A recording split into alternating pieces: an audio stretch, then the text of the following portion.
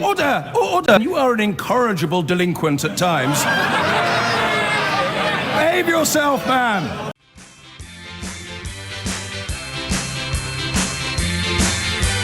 Madness, madness, they call it madness.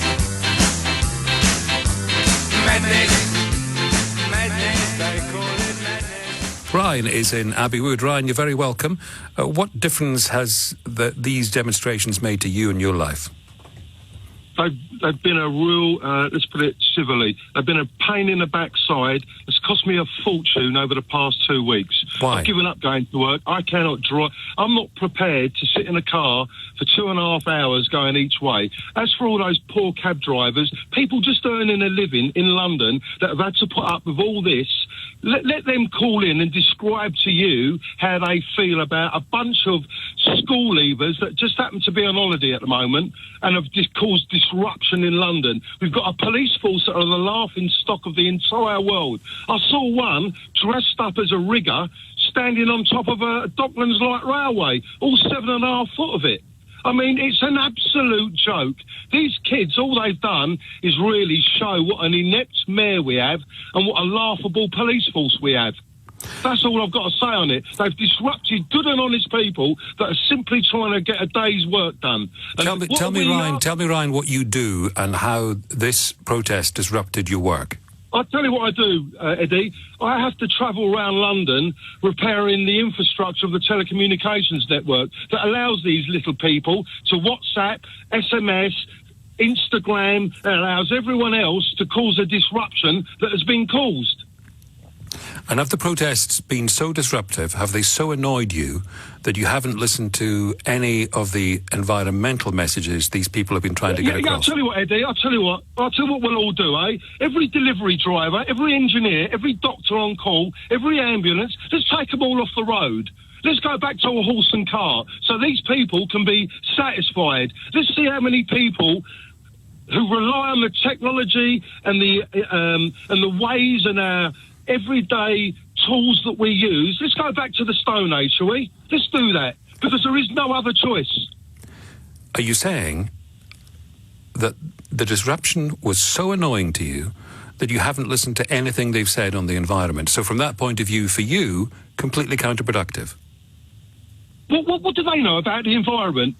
Are they professors? No. A couple of blue-haired, rinsed, pink-haired idiots that have got absolutely no opinions and needy millennials. They haven't got a clue. Let's talk to sensible people that have got a sensible plan in order to get things back on track. Were they not? I mean, were they not making a point on the streets of London? And I hear what you say about the disruption. And I read the statement where they said, they felt bad about that.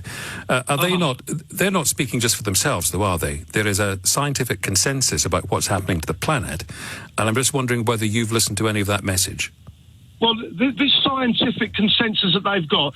Listen, how many people that go to do a day's work in London, okay, have any other choice but to get on a lousy railway, to get on a lousy underground, to use the congested roads, to use all the things that we have today? What choice is there for an alternative? What do? Shall I use a horse and cart instead of a car? Because I'm not paying out 70,000 quid on on a Tesla. I mean, it's all ridiculous. Well, what is the alternative? Give me an alternative to put in the tank of my car. Is there a fuel I can put in there that will put out zero emissions, and I'll buy it tomorrow? But are we really going to go to 2025, okay, with zero emissions? I mean, wake up. Have you looked at an electric vehicle? I've looked at many electric vehicles. Do you know how much a Tesla is? Well, you don't have to buy a Tesla. Eddie, you're talking about electric vehicles, right? An electric vehicle, you know, let's be honest about it, has got a third of the parts that a petrol internal combustion engine has got, car-powered has got, and yet they charge 3 times more. There's nothing in them. People cannot afford. It's all a rip-off. Teslas are expensive. Every electric vehicle is expensive.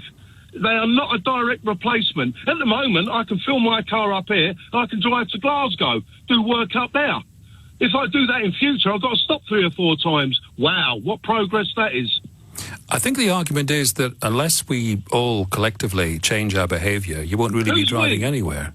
Who's we? All The of royal us. We? All of us. The We collectively. Are we As a country and as the world. Hold on. Well, no, you hold on. When I say we, I mean the country and the world, not just you.